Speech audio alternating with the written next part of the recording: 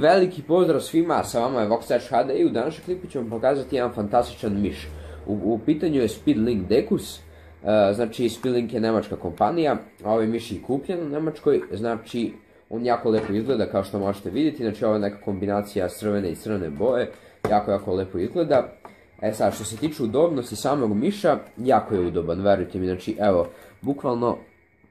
svaki prst ima svoje udubljenje ovdje, tako da verujte mi da je jako komforan, ali u početku je malo nekomforan, ako ste na primjer koristili neki klasični miš, kao na primjer, ne znam, Genius ili bilo koji klasični miš, bit će vam malo nekomforan,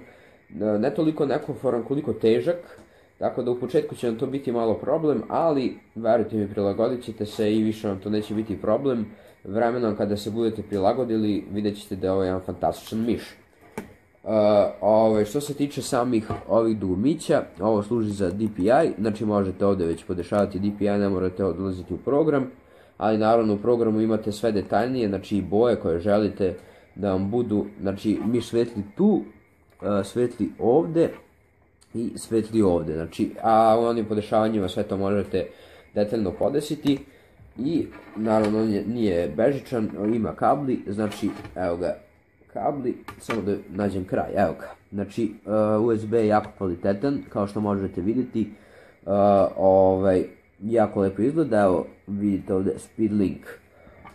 tako da sve sam vam pokazao, cena ovog miša je negde trenutno oko 45 eura,